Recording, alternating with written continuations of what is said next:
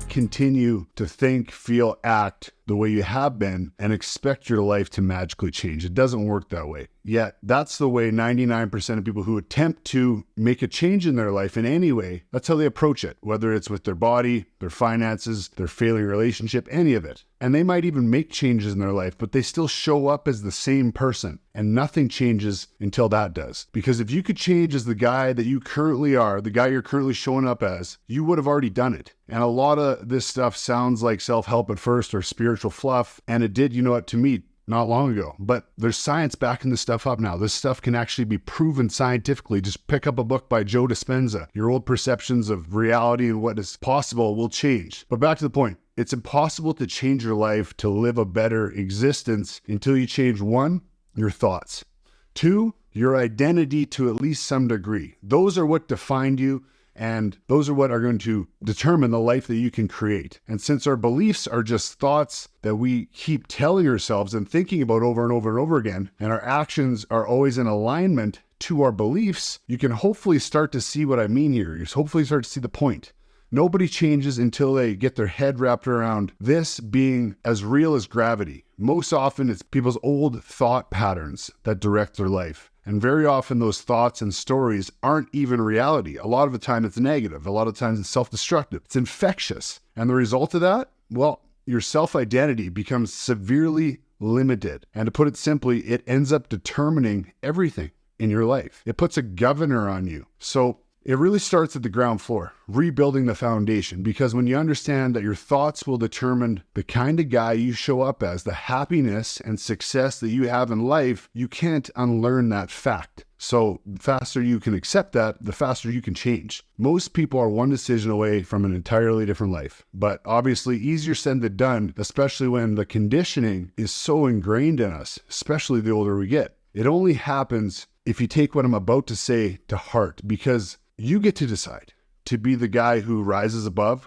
gets to the top, or the guy who decides to stay stuck and attached to the old stories, the old thoughts, the old self-limiting beliefs. And most people choose the latter because, especially nowadays, it's easier than ever to just stay unconscious, just drowning ourselves in cheap pleasure. A lot easier than it is to do what it takes to change, which is checking in with yourself and reprogramming the old software that is your thoughts, that is your personality. It's harder to choose the red pill than the blue pill, like the Matrix. It's harder than you think to wake up and do what it takes to live consciously and more aware of what is actually driving us, the thoughts that are driving us. It's like Einstein's old definition of insanity. Insanity is doing the same thing repeatedly but expecting a new outcome. And that's exactly what I see with most people in their life when they're trying to make a change. The ones that say they're trying to make a change, it's the same thing. They're showing up as the same person. And it's not a stretch to say you literally have to become a different person if you want to change your life in any meaningful way. And since our thoughts are the only thing we really have 100% control of, well, then I guess it kind of makes sense that that's where we got to start. Learning how to reframe, learning how to take ownership and shift from that victim mindset, the unconscious living, into some sort of alpha mindset, conscious living. And I've coached people for 17 plus years now, and this is 100% what I think decides guys' chances of real change. But since most of us have some pretty negative thoughts and emotions driving us on a day-to-day basis, most of us have weak habits because of that. And most of us let life's distractions control us while we just stay stuck spinning tires in the mud. Rather, I believe it starts with setting the intention to be more aware of our external outputs, the news, the TV, other people around us, social media, whatever it is, and the internal inputs, your childhood, your trauma, your past circumstances, the stories you tell yourself about yourself. To change your life, to really be a high-performing guy, you can't allow every wandering thought and emotion to run amok on your mind, taking up precious real estate in your head, limiting you. It's a decision every single day. It's taking ownership, extreme ownership, and intention to replace the weak mindset, the old programming, with new inputs and more proactive thoughts. And you do this in a ton of simple little ways on a daily basis. There's a reason things like meditation and journaling and reflection and breath work have been used by pretty much every philosopher, every billionaire, every ancient wisdom thought leader throughout history, because those things are powerful in allowing you to change yourself. We live in a much different time even today than we did 50 years ago. We're constantly plugged in, and it's destroying our ability to go inward, take control, and change ourselves. If your life and your thoughts are mainly controlled by your past experiences, your past thoughts, and what you see, hear, and read in the external world, your life will be predictable and your life will be lifeless. You can't expect to get dragged around from thought to thought, from emotion to emotion, live in that reactive mode, and you can't expect to change shit.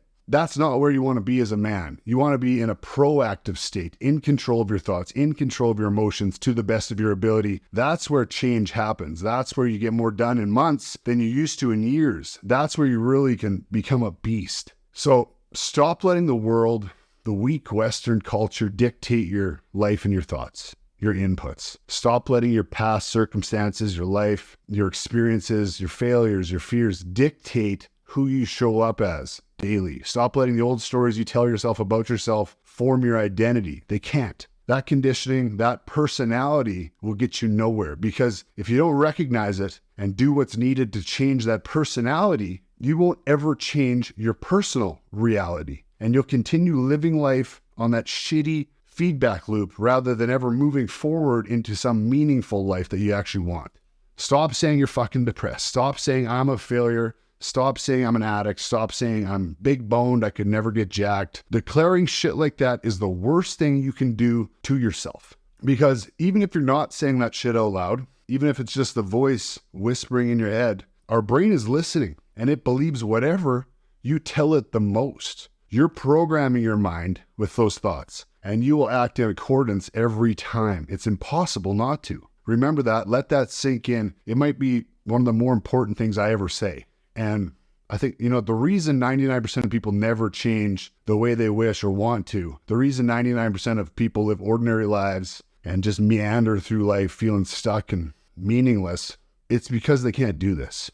They can't take control back of their thoughts. They can't shift their identity into a guy they actually love being. And just like the gym, you can't do one rep and you're done. You're in shape. You can't get jacked after 3 workouts. You need to train your brain just like your body. You need to disrupt the old program, put in the reps until it becomes stronger and stronger. Train yourself to become self-aware as fuck of your thoughts and what inputs you're allowing to persuade your thinking, your actions that are dictating your life. Your environment matters a whole lot. Who you spend time with matters a whole lot. What you watch, what you listen to, it all matters. So I challenge you, make it a habit to start checking in with yourself. Every 2 to 3 hours to start with. What am I doing as a guy right now? What am I doing? Is this serving me? Is this the way the guy I'm telling myself I want to be? Is that how he acts? And hold yourself accountable to a higher standard. If you don't have a clear vision of that guy that you want to be, how he lives, how he acts, what he does, how he reacts to bullshit, his boundaries, how he keeps his word. If you don't have that vision, you're not going to get far. You won't ever reach anything close to your real ability or potential in business, with your physique, with your relationships, with any part of your life. So develop that vision. I challenge you to really work on that now. The more concrete, the more clear it is, the better. And from now on, everything you do or you don't do should be held to the standard of that guy, that identity. And when you do that religiously, your actual identity and personality begins to change. And your personal reality will start to reflect what you really want. That's the only way anyone really ever changes. And that's how you break the habit of being the old you. So take control of the thoughts again. It's those thoughts that are going to fire and wire your brain and your life and ultimately form the kind of lifestyle and happiness and fulfillment and purpose that you tapping into. So choose wisely, you guys.